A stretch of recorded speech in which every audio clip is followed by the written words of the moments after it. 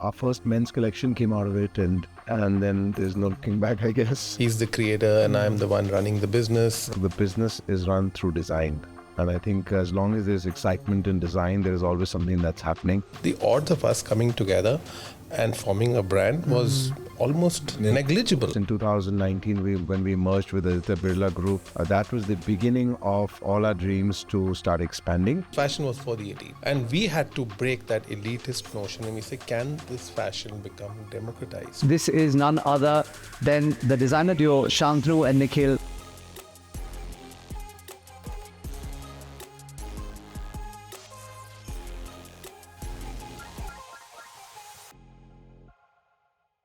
Ladies and gentlemen, welcome to yet another episode of Let's Chat with GB. And this one is special not only because we're now at our new studio, but also because I am with two amazing people, special friends of mine, and people who've gone out there and really crushed it. This is none other than the designer duo Shantanu and Nikhil, one of the top designers, not only in the country today, but today world-renowned and dressing up some of India's who's who, if not even across the world. So Shantanu, Nikhil, welcome. Great to have you guys at Let's Chat with GB. Hey, thanks. I'm very proud of you.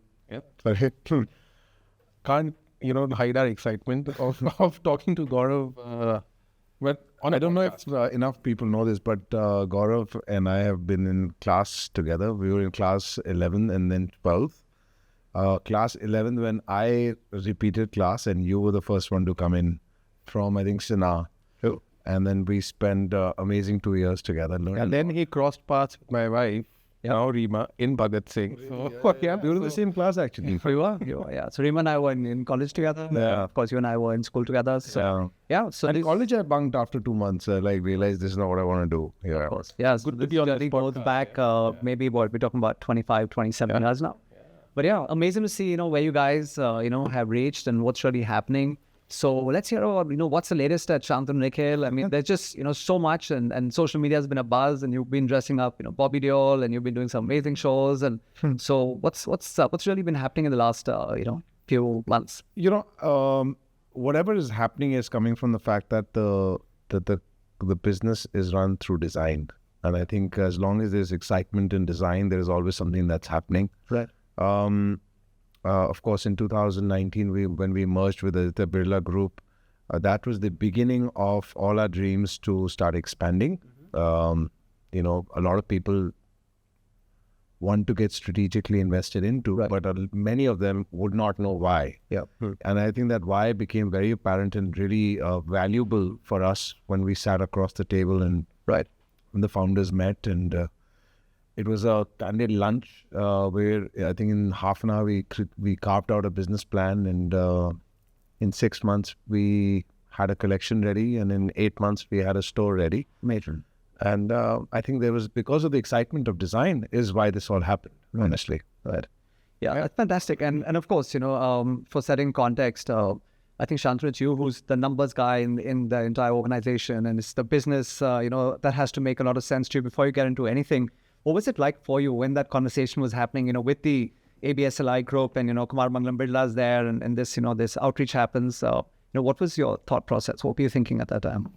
See, as much as I think I'm the numbers guy, but I never let design succeed or never let design precede numbers. It's always on the forefront.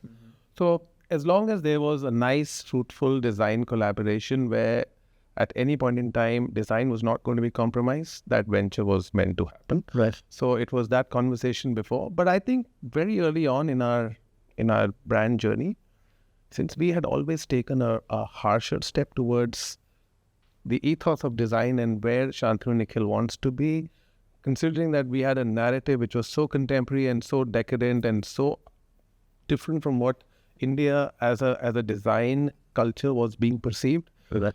Our life was to make design appreciated, whether men's wear or women's wear, the kind of disruptive actions we took. We were very clear that it has to be the House of Shantanu Nikhil. There has to be a maison culture that will set in. Right. And for that, at some point in time, a strategic partnership has to happen. Correct. And I think we worked towards that for the first 16, 17 years while we were pretty much at it, trying to obviously evolve, plus also getting the market to evolve with us, because we were ahead of our time, and it wasn't the easiest journey.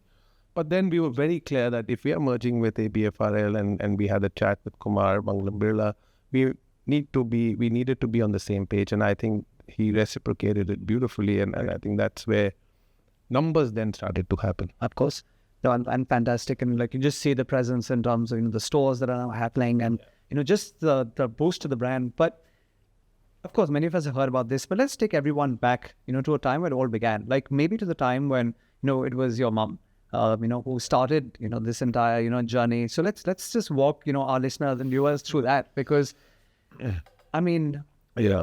I think that's just an amazing story, and more people need to know about that. Yeah, sure. In fact, this is during school, I think class 11, when we met.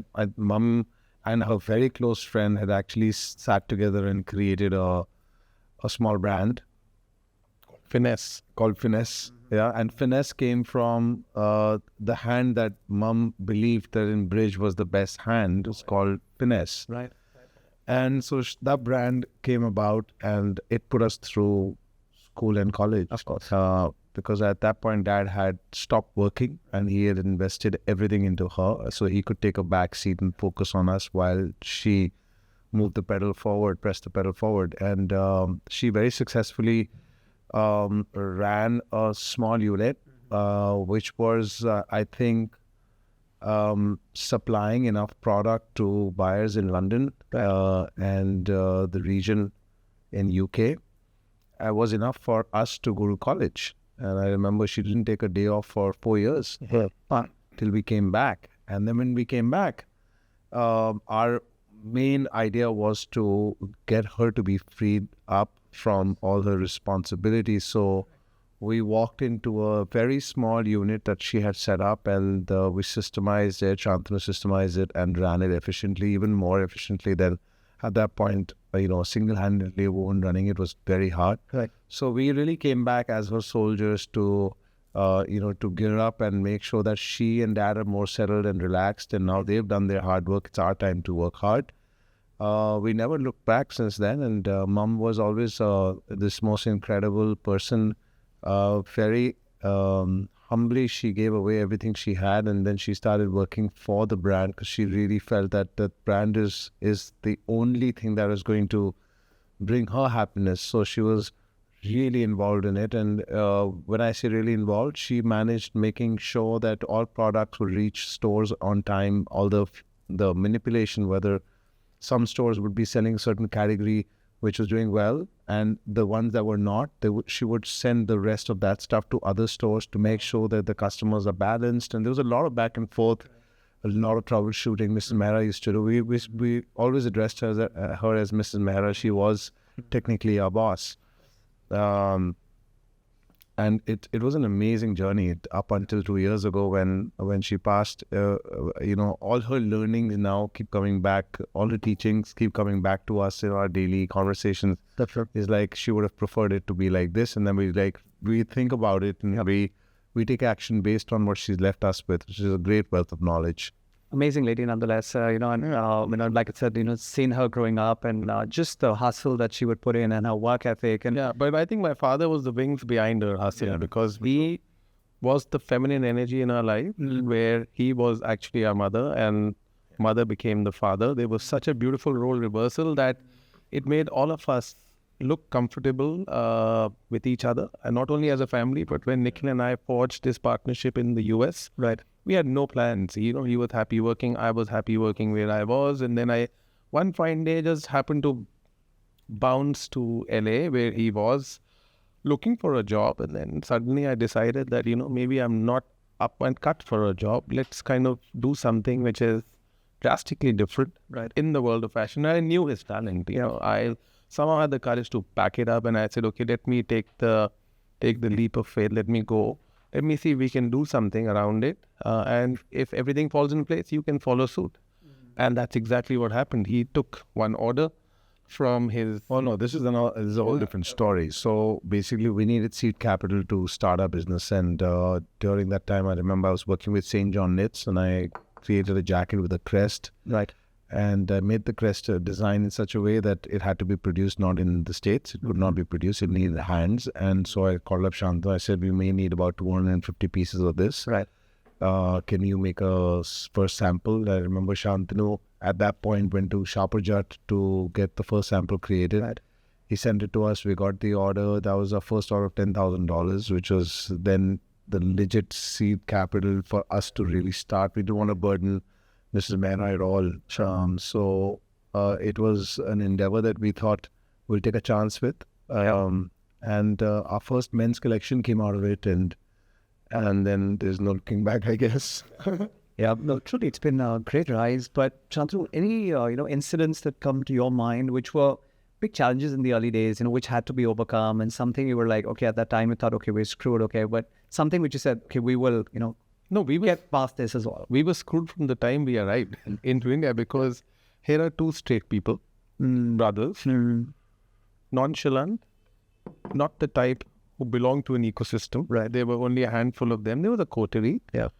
And getting into that coterie was not the easiest task. It was like a barrier, which meant either we get out of here, because this probably place is not for us, not the best networkers in the world. As much as he's an extrovert, but he also, I think figuratively, was so involved with his design and his way of interpreting art, because that didn't exist. So for us, it was almost 10, 12 years of just seeping into the system, not by being accepted, but by letting our work talk. So year after year on the runway, I think we just kept blasting newer things so that people could take notice of it. The journalists were very unaware of how futuristic we were as far as the contemporary take on India was concerned. So we never got their support as well.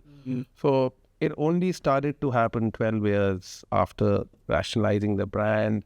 And I think the first time we got some validation was, Nikhil, if you remember, we did this show called Camel Safari, which was inspired by this whole carnival in Pushkar. Yeah. And we used Audrey Hepburn as a protagonist, and everything kind of became who we were as a brand from that show onwards. And for the first time, the late Rohit Bal attended that show, and I know after the show he couldn't hide his excitement. And he came to our stall, hugged us, and said, "Guys, you've nailed it." Nice. I always knew that there was something that was brewing inside the brand Shantanu Nikhil, but this has completely validated it. I think that started to become a bit, a bit more exciting for us to go forward. And this validation came almost 10, 12 years into the journey. Yeah. Wow. Yeah. So. What chance does, someone have in design today when, a young aspiring, fashion designer is trying to come in, or a brand is trying to grow from scratch? What chance do they have in today's world, considering there is, now so much, institutional corporate support, and there's so much that's happened. The market has evolved so much, right? What do you think has changed, and what are some of the challenges that might be there for, people aspiring to come into the and make a mark here? I think it's become more challenging now, to be very honest, although we entered at a time when there were a handful of us. Obviously, acceptance and the market was growing at a very snail's pace. It wasn't, fashion was never supposed to be, fashion was for the elite. And we had to break that elitist notion, and we say, can this fashion become democratized? Right.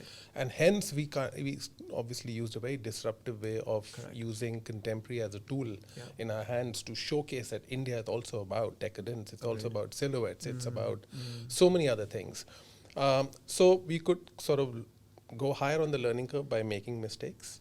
But I think today's time and age, there is abundance of everything, which means that you can get lost in the crowd. There are so many shows happening. Obviously, like you said, there is institutionalization, there's corporatization. Everybody is looking for that one X factor in you, and so you have to be on top of your game. You really, from the very outset, even though you're a newcomer, you have to make your presence felt. So it's a tough journey, but having said that, once you nail it, then there is this ecosystem, whether it's organized retail, schools, colleges, shows, corporatization, Correct. everything is there, Correct. sitting, but they're watching you with a very keen eye, provided you have something in you. Got that. And Nikhil, you went to design school here in India before you, went across to the US. What are you seeing? And I'm sure you're spending a lot of time going back to campuses, speaking to kids, seeing what, is really coming through. What are you seeing in the youth of India today, when they start pursuing, this field? Firstly, I think that in India, a lot of the youth is self-empowered, which was not the case when we were growing up. We always looked at our parents to give us a direction. And their direction was based on their inabilities of how far, or the ability to see how far they could go. Right. So a lot of the shadow work went on us. Nowadays, I think the youth is very clear at a very early stage. That's because every year about 300 new job opportunities, job categories are coming up. Right, Like we didn't have podcasters before. Of course. It was not even a concept.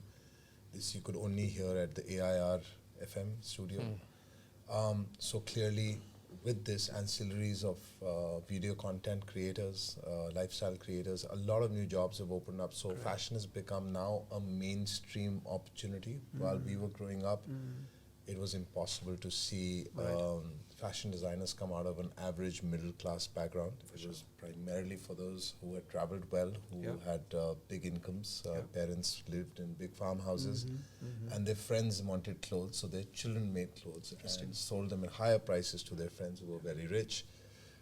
So the youth is very clear that firstly they are wanting to do something for their tribe, which means now we're more of a community-based generation. First you collect a community, then you give them something innovative inside the community that they cannot do without, and that turns into a hype brand because I could pull it back and not give you enough, and then you'll want more. Right. It's a real game of community building. I think that is a transformation for any business. Businesses don't run on that as much as now you would see it. Even Zomato is a community business, 100%. Swiggy is. Look at Apple. Apple was probably the first company that told you a lot about a community, and a lot of people didn't think about it. Community through design. No? Yeah.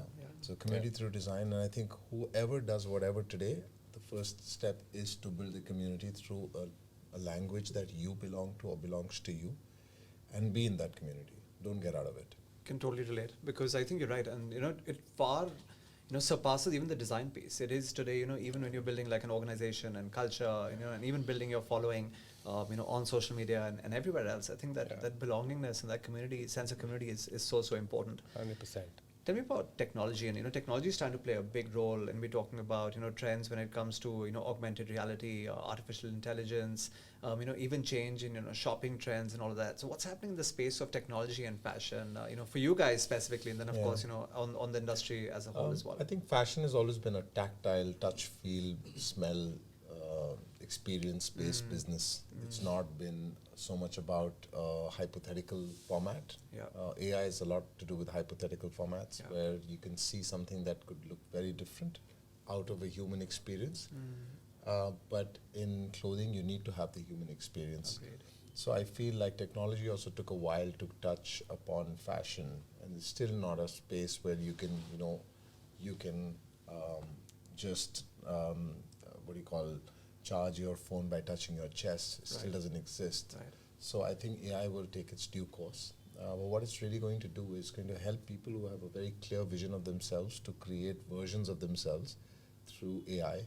And I think that could give the world a new form of art.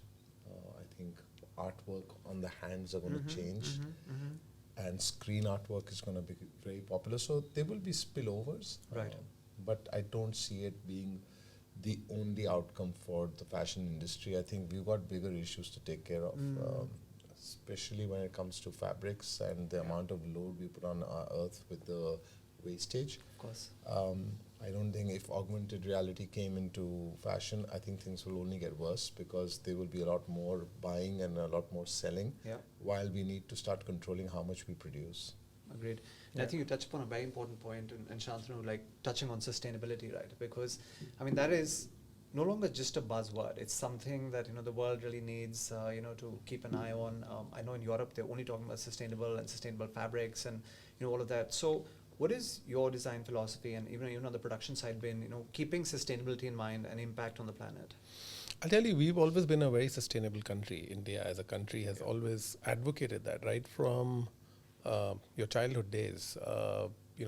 From our grandparents, we've always had this hands me down. There are things, tailors and masters used to come over. We used to do stitching. Our parents have actually hand stitched sweaters. So there is a sense of sustainability that inherently we are born with as Indians. Right.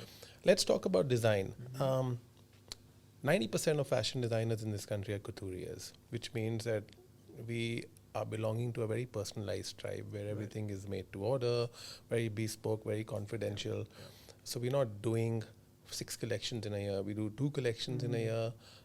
They're sitting as samples. We take orders on them. So by that very nature, we are sustainable. Right. We're not fast fashion. Right. Even with our bridge to luxury brand SNN, our drops are not going every 10 days, every 15 days. We're doing two very big drops in a season, which means you're doing 4 collections. And with 60-70% sell through and some end of season sale, we are left with no inventory. So the inventory turnaround time is also about no more than 4 to 6 months. So we've always made a conscious decision to not have fast fashion become the DNA. Even though we will scale up, there will always be this whole neo luxury culture set within our DNA, brand and design DNA. So at any point in time, our sustainability is not necessarily dictated by creating sustainable products through sustainable fabrics. Yes, some of it would be, but it is generally the nature of not producing and overproducing. I think that's where sustainability meets. The other part of sustainability also comes from innovation. So, for example, right now, bamboo cotton is really, we just made a kurta in it for SNN, and it was something that felt out of the world. I think that if the producers look at different materials to produce new and work with us to produce new details and ideas and textiles, I think that's when the market will start really shifting. That process is starting to happen right now. We are getting new sustainable fabrics and which are weather agnostic in a sense. It is coming from leftovers. So in a way, the more you consume, the better it is. That's how the cycle should happen. Right now, at this stage, we're consuming and we are wasting. So once it turns from consumption to reconsumption, I think even waste is consumed. That's when sustainability will touch its full 180 degrees. And sustainability is a slow process. You will not be able to drive sustainability to its 100% in one go. So it's step by step. And I feel that whatever Nikhil is saying, these are obviously steps that we have encapsulated in our journey ahead. Of course, there's a lot of packing material that is sustainable at our end. So we are also taking coherent but easy steps going forward. Got it. And you totally believe it's here to stay, right? This is not something that's just a passing fad. It cannot be. I think that the conversation around sustainability is still centered around being faddish, but the reality is that if people say that they are a sustainable brand and if they're also, we all have to make money at the end of the day. Of course. There is one thing that you're doing sustainability as charity, and then you can talk about it with full authority. And then there are some brands, and there are many of them that talk about sustainability, and yet they are huge turnover companies. So there is a bit of imbalance in what the sustainability means, that you're not going to make money. Okay, and that's when... it also has the same connotation as organic food, not being tasty. I think these are some of the myths that in the future will get ironed out. So we have to balance how much money you want to make and what justice do you want to do to the earth that we are all kind of living on. So agreed. And of course, a lot of sustainable products are also coming at a bit of a premium price. Yes. Sometimes that blows my mind in terms of why, because when I think of recycled, I think shouldn't this be actually cheaper? But there is premium that's being paid towards sustainable fabrics. Look at the cars. Your cars that are sustainable cars and eco-friendly cars, they are at a 10x premium. I think because we're in a transition, a species transition. So once this is fully it goes into the space where everything is expected to be sustainable, where there's no word of non-sustainability, is when the prices will balance out. So let's talk about another thing that I think really excites a lot of people about India, and that is the rise of tier 2 and tier 3 cities and the purchasing power of small smaller town India. I'm not even saying small town. Magic words for Yeah. Shantanu. Man. Yeah. So let's hear about that. Like how is it? Like what are you seeing, and how and what's really happening in that space? No, we are also taking a punt right now. It's a hunch that we are taking by opening stores for our ready-to-wear brand called SNN. We've just opened a store recently in Chandigarh, in Ahmedabad, in Ludhiana.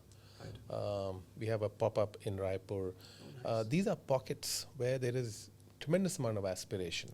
But in the past, what we've also seen, Gaurav, is that you alone cannot just go there and fulfill the needs of that particular ecosystem.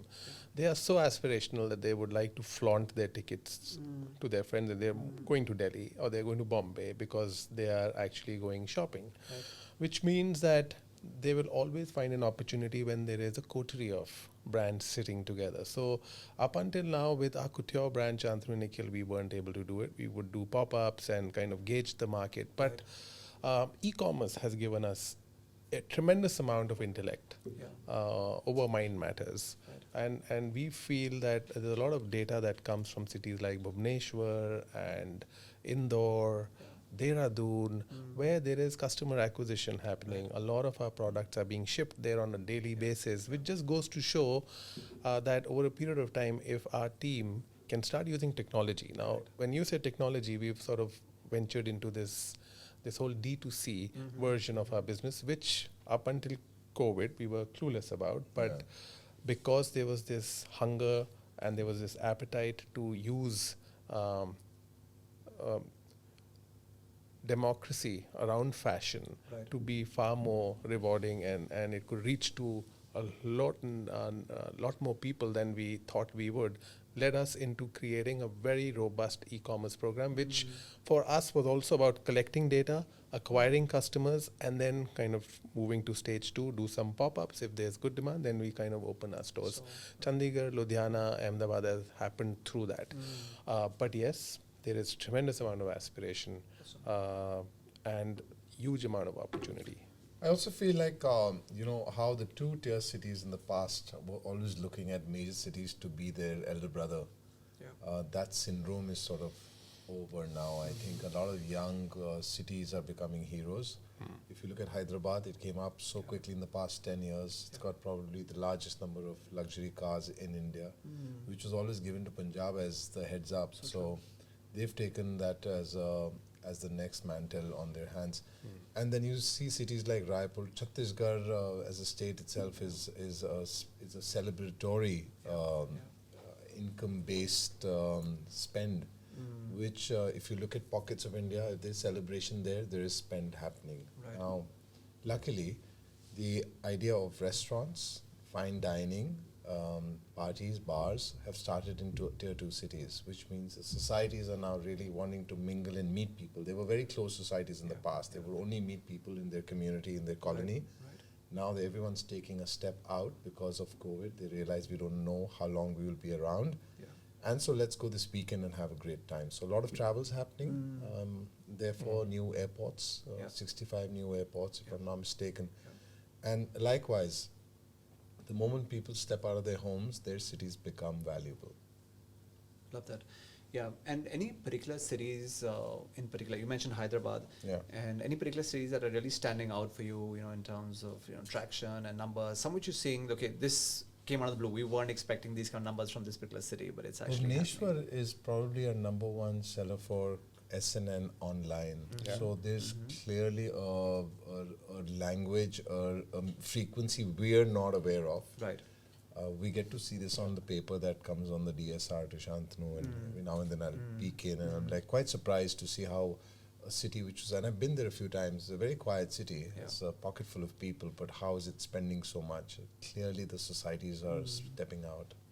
No, so Hyderabad, of course, like Nikhil said, it's a story which has evolved, and we've been there for almost now 12 years, and we've seen that city grow from nowhere to everything now. You probably is the only city in the country after Delhi where you have a coterie of Delhi and Bombay designers sitting in close proximity to each other. So that Hyderabad customer does not have to come to a Bombay or Delhi anymore. There is Banjara Hills is as popular as Mehrauli.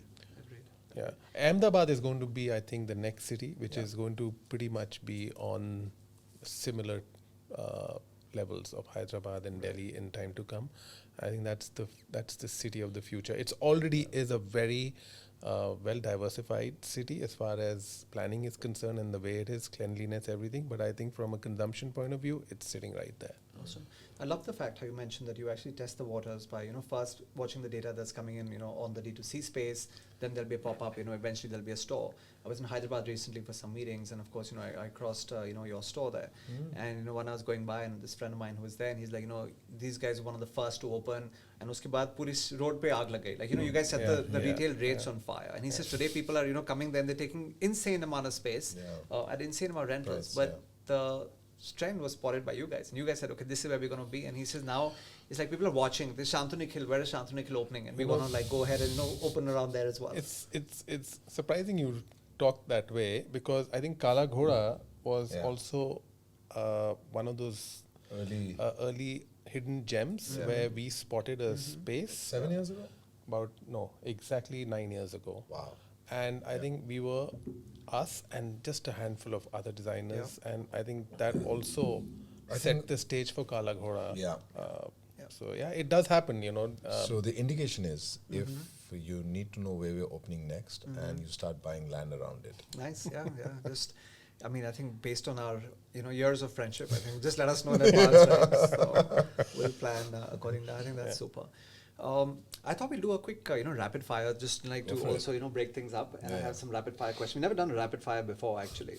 But somehow people see designers and rapid fire comes to their mind. So I thought we'd do a rapid fire before, of course, we get back to the But we are quite luxury and slow fashion, so I don't know if this rapid fire will work on us. Right. So just the first thing that comes to mind, and like I said, it is, supposed to be like a fun exercise. So first time we're doing rapid fire, and hopefully this will be interesting. So the first word that comes to your mind, when I say some of these things. So couture or ready to wear?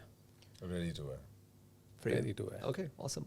Runway shows or digital launches? Runway shows, hands down. Digital shows were a big phenomenon during COVID. We were very excited, but I think there's nothing that can be as close to runway shows. Yeah, and I've been seeing you guys, on those shows, and you've totally set them on fire. I think the vibe and what you've been doing is insane, and especially like what you did the last time. Piano Man was just insane, right? So favorite fabric to work with? Anything that is stretch and has a bit of weight, I enjoy it on my fingers. Nice. I like the Italian crepe because the bangala really sits well on that fabric. Like that. Favorite color palette for the season? Right now it's between caramel and deep dark chocolate. It's always the decadent side of the ceremonial wear, so emerald greens. Is something that... Indian wear or Western wear? Hybrid. You can never take India out of what we do. I think he's talking about menswear. Anything we do will have a westernized version of India. I'll not have an Indian version of West. So this is basically India 2080. Right. Yeah, I'm going to ask you something about that in due course as well. Okay.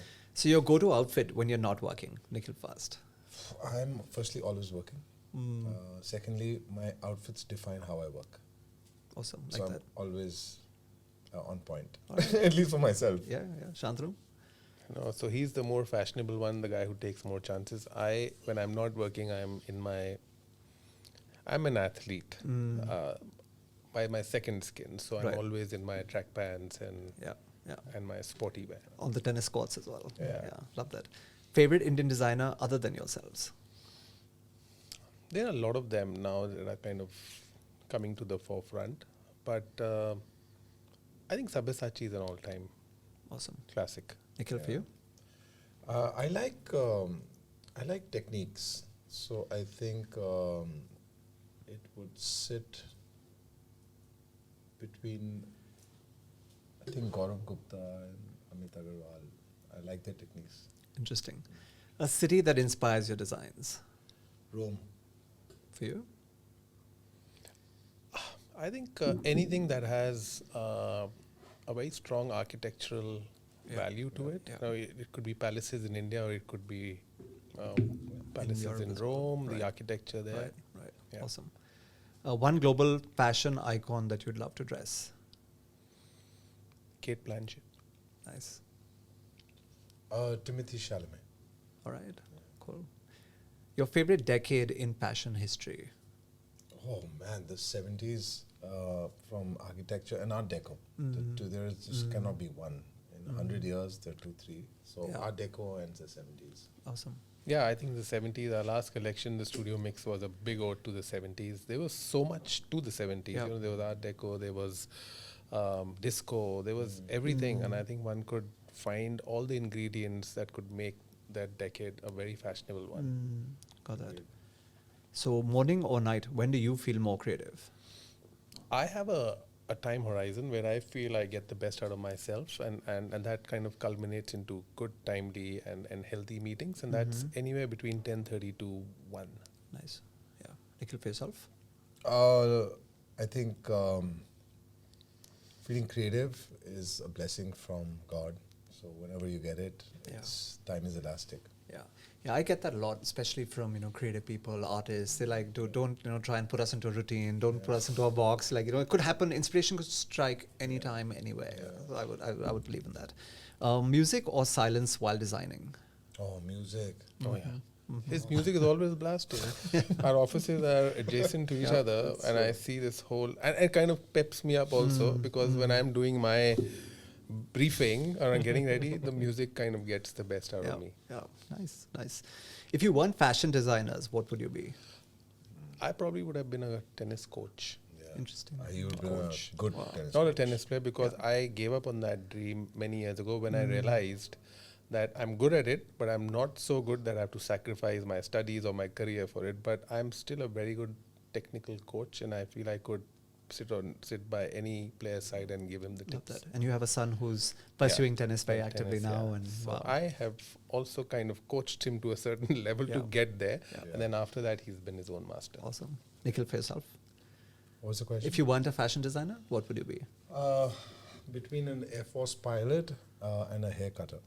Hairdresser. But interestingly, I think you were the one guy who at the age of 17 pretty much knew what he wanted to do, right? I mean, we were in class together, sitting, okay, and the teachers would always come in and say, kya kar raha hai? Hamesha sketching karta hai, drawing karta hai. And you'd be like, ma'am, one day your son is going to come and ask me for a job, right? And she'd be like, baat nikal, right? And I think Mr. Rahman loved you, and she'd keep sending you outside class. I think Mrs. Rahman's son did come for a job at some point. I'm not surprised, right? No, Like, I'm like, who at the age of 16 or 17 knew what they wanted to So do? his courses were English, because that was mandatory. Right. He had home science. He had physical education. He had painting. Yep. And then he had economics. Yeah. Yeah. So between English and economics, he had these 3 subjects. And I always used to say, what the hell is this? Yeah. What kind of courses are this? What are this painting? And he used to always say, there is painting. You see what painting does to me. Yeah. Rest of it, he said, it's okay, but painting. So he knew it subconsciously that this is where he belongs. Yeah. Yeah, I think I always tell everyone, I said, here is one guy, we had no clue, okay? Many of us even, into their 40s had no clue, what life holds for them. This guy at 16, 17, I mean, so much clarity, always sketching outfits, sometimes sketching nice looking girls. But the point is, that's what he was doing. And he's like, this is what I'm going to do. So yeah, like. So he's a great example of today's generation. So he was today's generation back then, Yeah. knew what he wanted to do, obviously worked not in a confined environment. Obviously a parent supported. Got bajawed, like. Parents defined his personality trait by saying, okay, whatever you're doing, it's okay. So just They let follow. us be free, Yeah. fortunately. And I think that was not the case in those times. So, but wasn't. he But followed. School was tough because the teachers didn't believe. Dad definitely. Mom was like, "Why are you not studying? Shantanu gets 95%, you get 38%. So what's the deal?" But Dad was okay with it. So if I had followed his dream and I was very sure that, this is what I'm going to do, Right. I shouldn't have left cricket or tennis for that matter. And I should have gone ahead with that. But then I was a bit risk averse and I went back to My heart studies. goes out to Shantanu because I saw the capability of cricket and tennis. Like in cricket, if it was Rahul Dravid and Shantanu Mehra on the same crease, it would have been that. And then his friends like Nikhil Chopra made it. Murli Karthik made Murli it. Karthik made it and were still friends of his. But he could have done it. It's just that he was stuck between education and letting his real skill just be a hobby. Yeah. So, but finally, let's put it this way: he went chased his dream, and I aligned with him. So finally, I went back to where he wanted to go. Yeah, And the world of fashion That's and it, clothing that's is a better place That's for it, that. yeah, So that's yeah. it. So no regrets. And so it's so crazy. I think this is where the DNA really comes in. Whatever your dreams are, and if they're unfulfilled, your children will fulfill them for you. Not because you ask them to, but because it's already in your DNA memory. Yeah. And it's so crazy that Shantanu's son is playing tennis in the States to be a Right. tennis player, professional player. Right. That's his goal. Yeah. Whether he arrives or achieves is not important. That's Right. his goal. It was his goal when he was a teenager. He couldn't do it, right? But his son's doing it without even telling or asking or informing his dad. He's just doing it because he believes in it. Similarly, my son, he wants to be an actor. And I never asked him, but deep down, I always wanted to be an actor. So the DNA imprint, and we were talking about this the other day, is that subconsciously, when your tasks are not fulfilled, someone in your family will fulfill them. Interesting. And now exactly what's happening. Yeah, yeah, yeah. Maybe karma, manifestation, like you said, It's all in embedded our the blood. DNA. Yeah, yeah. It's all yeah, in the very, blood. very interesting. And I love the fact, how you mentioned that, Nikhil really was someone ahead of his time. Like a lot like the youth of today. And it's very interesting that parents, in fact, both our parents, actually let us pursue our dreams. I mean, the other day I was speaking somewhere and there was a guy, he came across to me and he said, sir, I've heard your backstory. I hear about your kids and what they're doing as well. My daughter's 6 and she wants to be an entrepreneur. But I want her to study. He's like, but shouldn't I be stopping her? I said, absolutely not. I said the happiest people amongst all our friends, all the people growing up, are the people whose parents let them do what they want to do, right? And we see that really was our case. I mean, I said I want to be a stockbroker. My mom's like, go to the stock market. I'm like, go there, and I'm like, this is not great. I want to be a boxer. They actually sent me to National Stadium, and then when I went there, and all the jarts for boxing. I'm like, okay, this is not for me either. But they just said, But you "Karo." did it. They You said, turned "Karo," into a boxer. right? You boxed for Sinar. You won the gold medal there. Yeah. Yeah. But yeah, again, I just And you think made I don't know if a lot of people know this, but he makes games. He designs games. He made a game on stock market, which is like Monopoly. So he's been doing that. yeah, and one time, my dad came home and I said, I want to make a game on the stock market. He said, what's it going to take? And I said, a little bit of money. He says, take it, do it. Right? I mean, most other parents at that time would have slapped up their kids and said, Sale, matlab, maths ki kitab nikal and go back to your studies. So, I know your parents aren't here, my mom's not here anymore. But I mean, I think such a big role I remember to your play. mom Right? saying, don't hang out with Nikhil. He's bad. But then you didn't give up. You kept on hanging. Yeah, we kept on. We passed class 11 second time for me only because I passed only because I was with him. Yeah. And we spent a majority of that time playing Mask. Was it Mask? It was Mist. Mist. Yeah. It was an online game, and he was very good with computers, so he introduced me to it, and we had to crack it. It took us a year to crack it, but we cracked it. Yeah, we spent a lot of time together. I remember that, and this teacher of ours, the same teacher who sent him out of class a lot, would say that, she tells my mom, first PTM, she's like, aapka beta to bagad jayega, he'll get spoiled. And then, we walk out of there, and we're in the car driving back, and my mom's, and she goes, you got to stop seeing Nikhil Mehra, stop hanging out with Nikhil Mehra. I'm like, what are the chances that I might, help improve Nikhil Mehra? She looks at me and she's like, what do you think you are, Jesus Christ? But I think it all worked out, like, she's amazing. I think she, So they much had belief to she do- had in you. Jesus Christ. But it worked out, and I think and she was very fond of you. She was very fond of you. So Nikhil was over all the time. The donuts would come, from the Oberoi. He would kill them. The donuts was insane. His mom used to I must tell all the viewers, he's fabulous at his work, huh? So don't get carried away with his early misadventures. Yeah, but I think it was just again clarity of thought. I think he just knew what he wanted to do, and he just went with it. And now, I mean, you don't have to prove yourself to anyone. You have done that already, right? You both have. So I think that's just. See, I was always meant to because I came from a structured environment.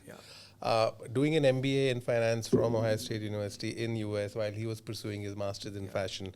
The odds of us coming together and forming a brand was almost negligible because we, from our childhood days, were very chalk and cheese. I could never understand his lifestyle, nor could he understand mine. He knew I was leading what normally 90% of the kids will. So he could understand, I could not. But somewhere down the line, we were still very close. And our parents bridged the gap that, okay, he's made this way, you are made this way. So I knew my path.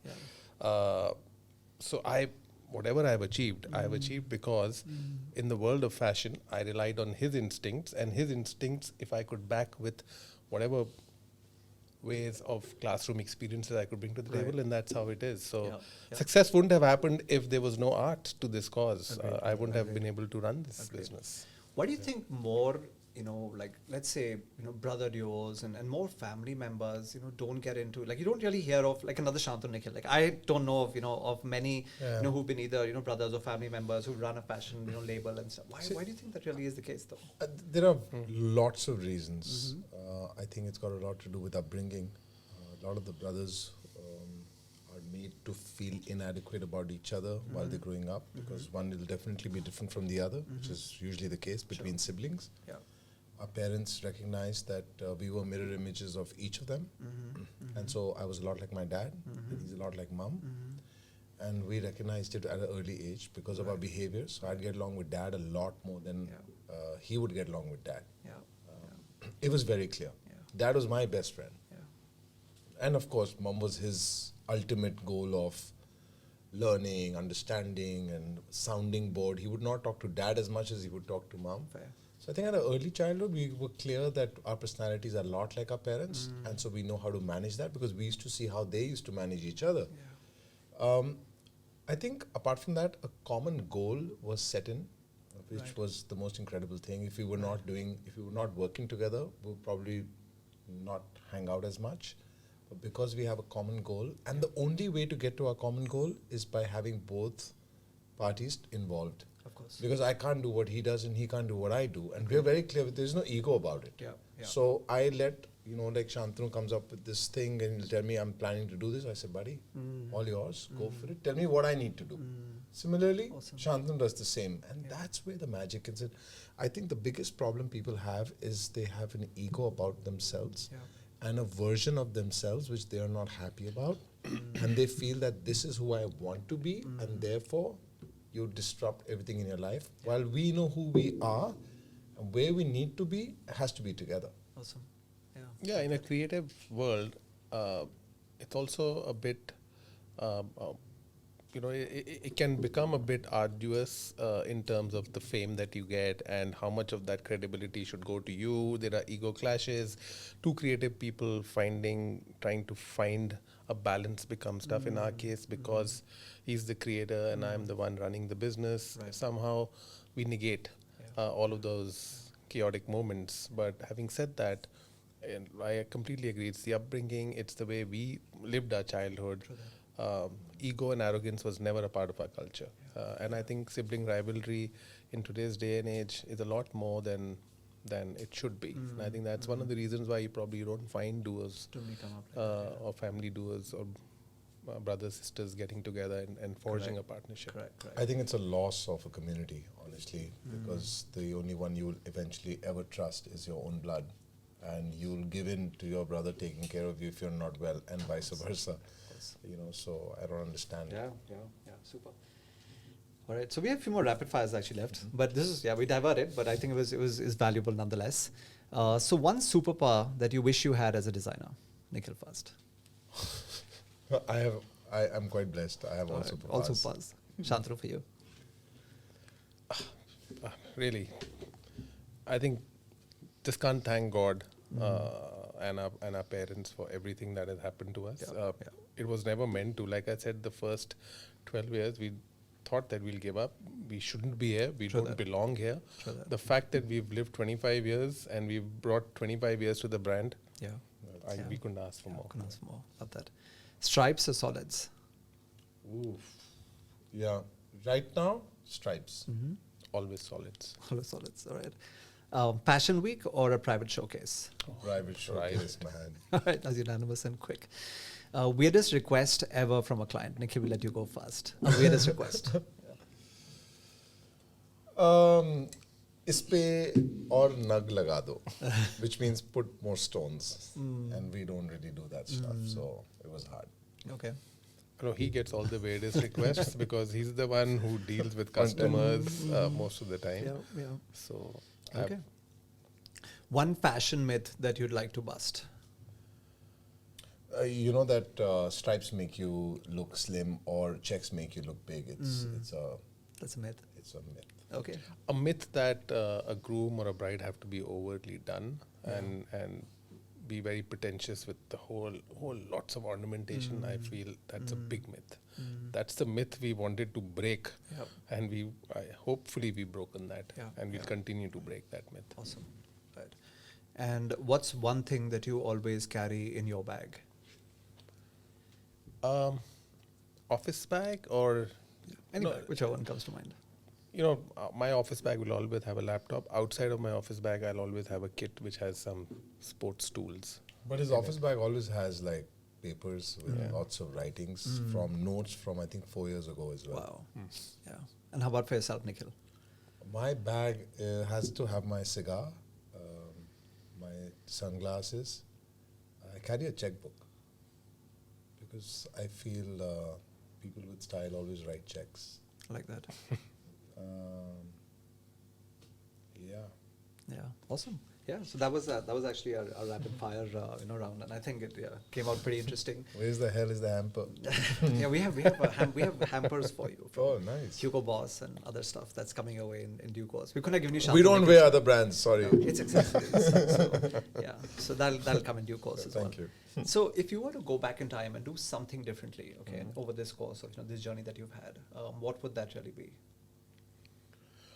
Like we said, we took a treacherous path of defining or refurbishing the fact that India can be perceived differently. I think we would have fast-tracked that and would have balanced a bit of commerce before the number of years we took Right. to really be disruptive. I think we would have been we would have been happy to be lesser disruptive and get that business angle to a brand building stature if we were given a chance. And I think we are, a case in point would be SNN by Shantanu Nikhil, which is a ready-to-wear brand, which was just launched during COVID about 4.5 years ago, with now 18 stores in the network. It's been able to do in 4 years what our couture business was able to do in 20 years. So just goes to show that we knew the balancing act of bringing business and art together. While we were obviously not building the brand here, the brand was already built with the Shantanu Nikhil tag coming. But the only thing was that when we launched Shantanu Nikhil, we had to build the brand, and that took maybe 5 years more than we thought we should. That's something you'd like to go back and change for sure. Nikhil, anything from your perspective? No, I would just, nothing, I'm quite happy. I don't really think about the past, honestly. I don't remember much of the past. A lot of people, ask me, do you remember this? I actually don't remember because I allow my future memories to be created. Yeah. So I possibly would just change a couple of tracks in the previous shows I may have done. But honestly, I'm very proud of everything that's happened. Our journey's taught us a lot, even through travesty. Where we didn't have enough money to get haircuts and buy vegetables and stuff, and we had to take loans from dad's parents, our parents' friends, to pay salaries. We've been through all of it, but I'll tell you one thing, that made us so strong. Like, we are not scared of failure because we've seen failure even during success. While we were still a known brand, but we didn't have enough food. So we are not scared of failure, and I don't have anything to regret about. Right.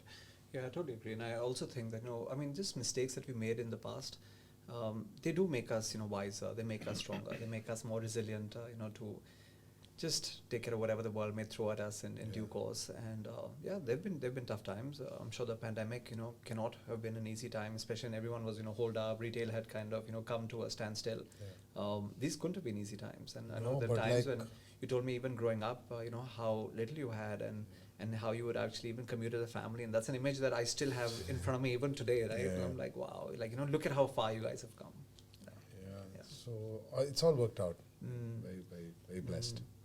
So what's it looking like? What are the next few months, few years? Because there's just so much happening, right? You've got the SNN brand, you've got SNCC, and there's so much that's happening. So let's just tell everyone about what all is lined up in the months and years ahead. So after our merger in 2019, this is obviously Shantanu Nikhil version 2.0. Right. So while the first 19 years went into building the brand, these next 10, 15 years is all about making sure that the brand continues to resonate in the minds of the many people that we want to reach out to. So it's almost like a startup for us. I don't think we're taking it as a business which is already established. Right. It's startup because we're incubating brands, Yeah. thoughts, ideas. We are scaling it up. We are also building a new personality trait about on the brand. We were on a call with Dipinder Goyal about an hour, couple of hours before we met you here.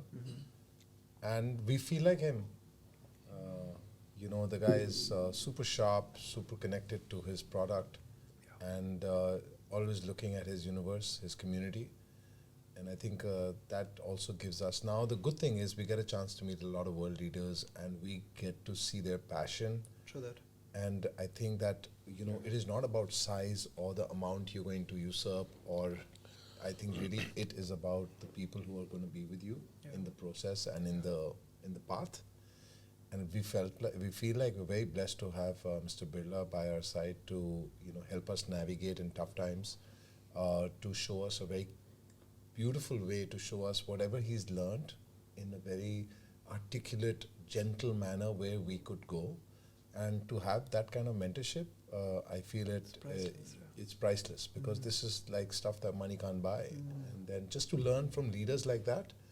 I think gives us a great chance to enjoy the process more than just getting to the end goal.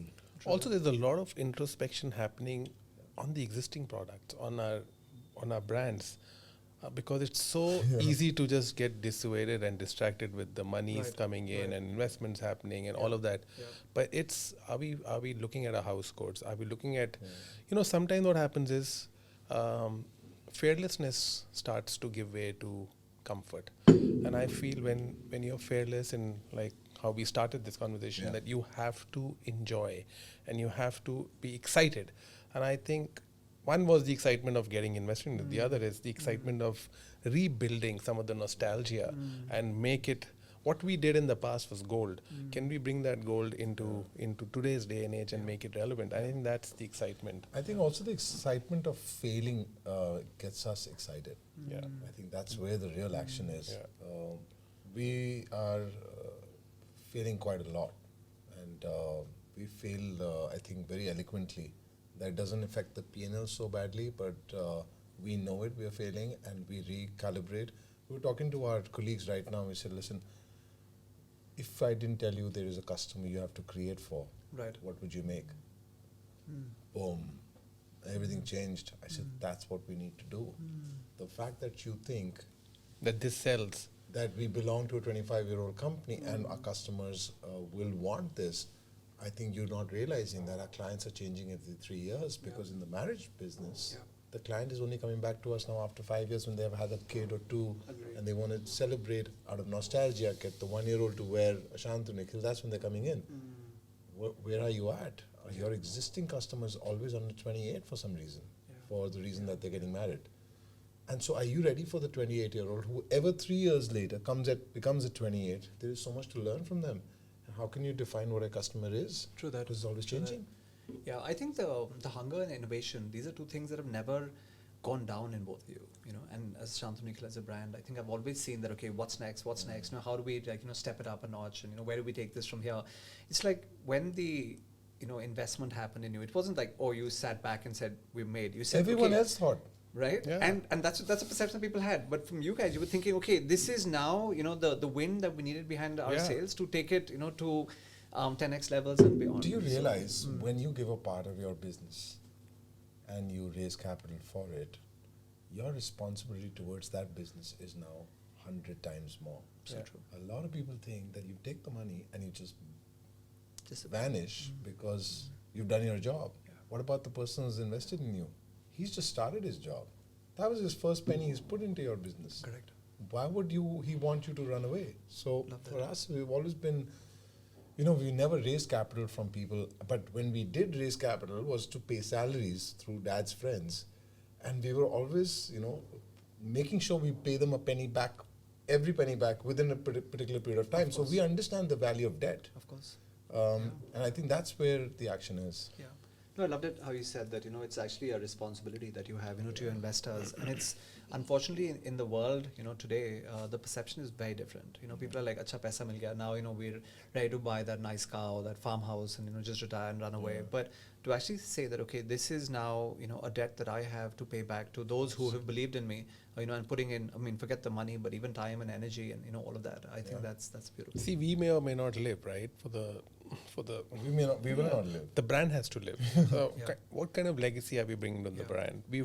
Our version 1 has taught us how to build a brand. And if we can use that expertise and build more brands that are relevant and that are still not infringing into this whole sustainable model and yet create a new luxury ecosystem, that's what is urging us and creating that So excitement. our big vision was has always been to have every Indian wear us at least once. I love that.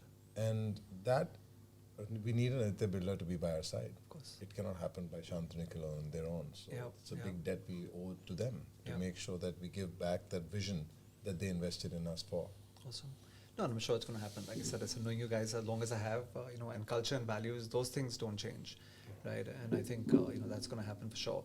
What do you see happening in the world of, of Indian fashion now with, Reliance is, going very aggressive on one side, Aditya Birla is going very, aggressive on one side. What's the future really looking like? Well, emotionally speaking, I think it's a very good thing for the industry that we have two players checking on us in a way. The talent is obviously distributed, but people don't realize we're actually all one because we're all catering to one industry, and we, in a way, have each other's backs. Yeah. So it's a good spot. Yeah, but knowing you guys, okay, I know that this kind of accountability and maybe even positive pressure is a positive driver. Yeah. But for a lot of other people in the field, do you think it's actually becoming like too much to handle and the pressure is kind of breaking them down? Do you see that happening as well? Shantanu? It's tough to answer that, Gaurav, but I must say that these are good times. Good times in the sense that there are different kind of JVs that have happened, and each JV seems like it's strategic in nature. We are also seeing some new brands being incubated under Couture, under the Couturier label. So, which means that they are scouting for more space in the organized retail. It's also good to have competition. We fought this battle of SNN surviving on its own for the last 4 or 5 years. We've acquired the customers. We've actually ignited the fire. We've obviously been competing with top-end British luxury international brands for now because the product is sitting in that space. But now there is camaraderie. There is some competition building up, which is always good. It gives the Indian consumer an opportunity to try out the British luxury offerings by Indian designers, which up until 4 or 5 years ago was almost non-prevalent. People always thought of us to be inaccessible.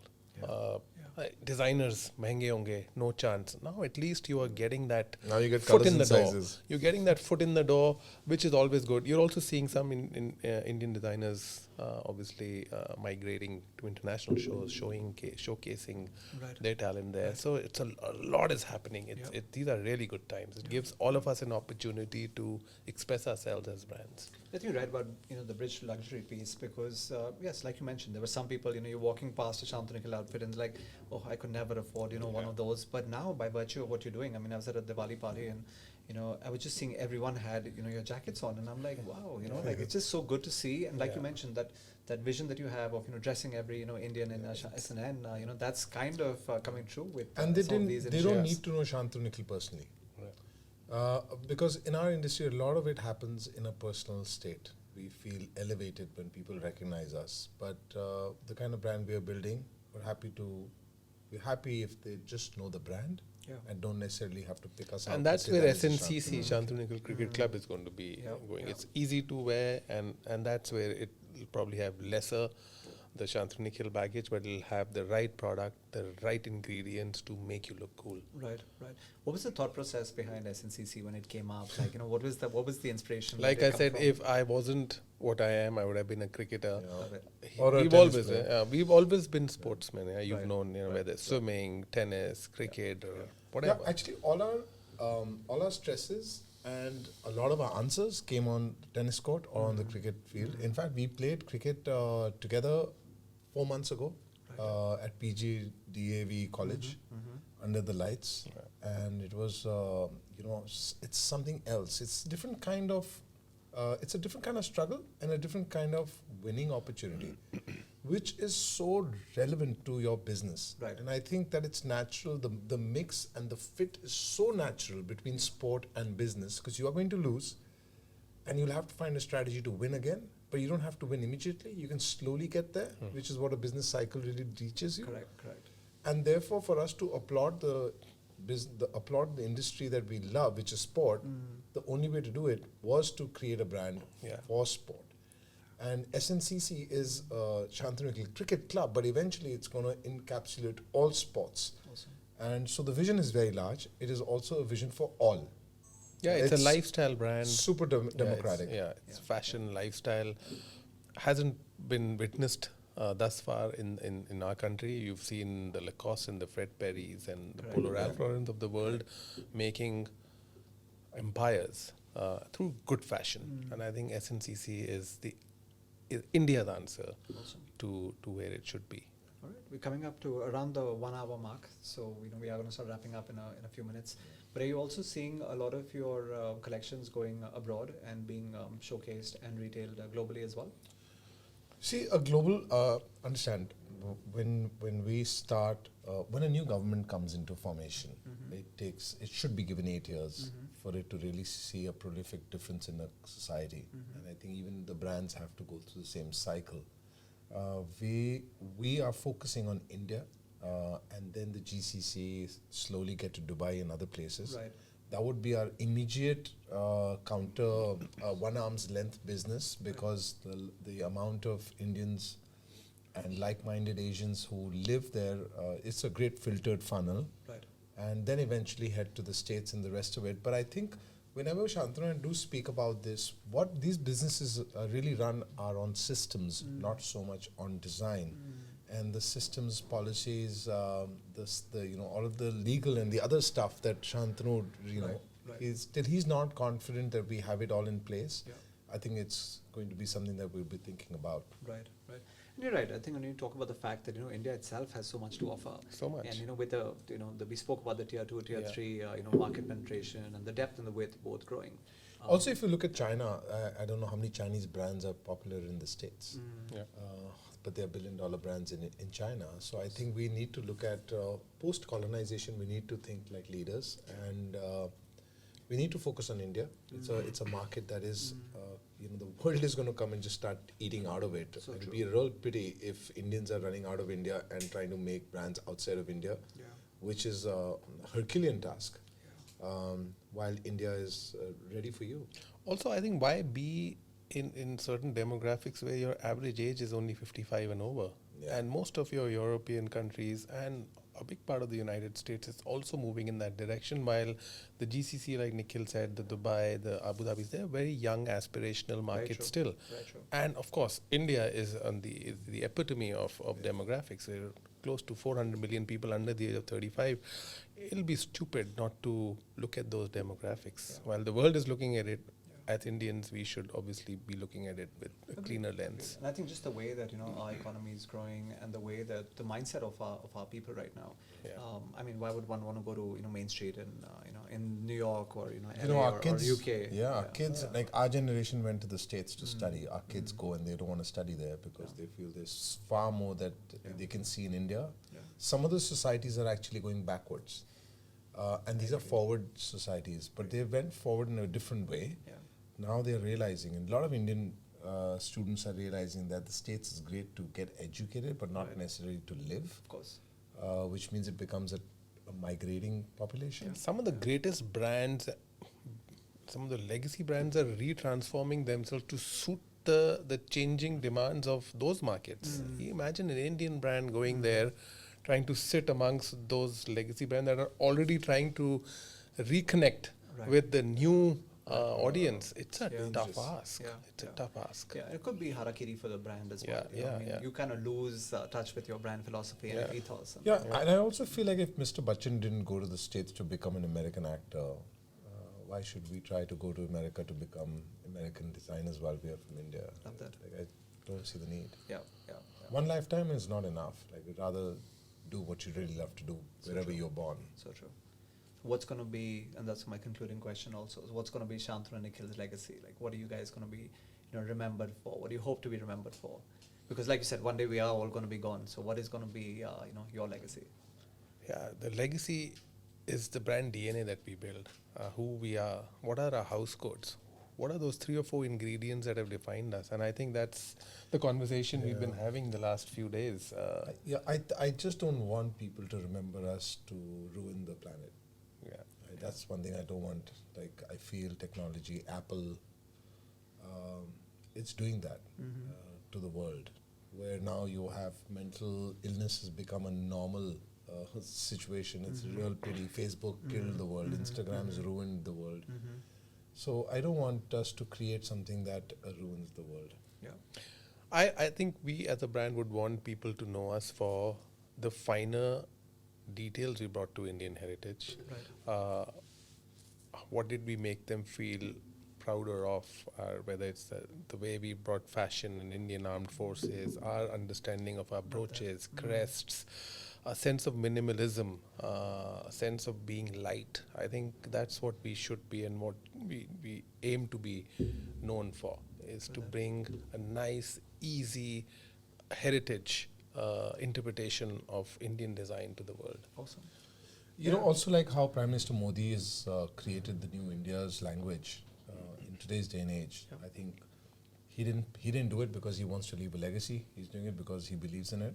I think for us also, we're doing what we do because we believe in it. And if a legacy comes out of it, well and good. If it doesn't, really doesn't matter. Awesome. Yeah, yeah. So just play it by the ear and keep up the hustle. I love that. And again, like I said, known you guys like 32 years, seen the brand 25 years, seen, the ups and downs.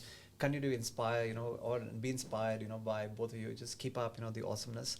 And like I said, great role models, for the youth of today, and just go out there and keep crushing it. It's been an absolute honor and a pleasure having you guys on. Thanks, Thank man. you. Thanks, Gaurav. You've been a delight yourself. Okay. And we have some giveaways for you as well. And it's very difficult what to give. You can pull them out of the bag.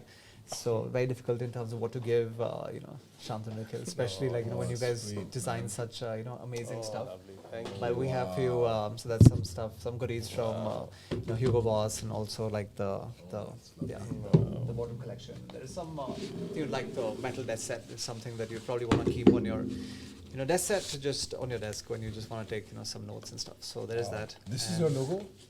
The boardroom, yeah, that's one of them. So it's like this metal desk set that we designed, and then well, I know you already have an amazing, pen that you already do under Shantanu Nikhil, but I thought something from Hugo Boss, and I thought it'd be nice.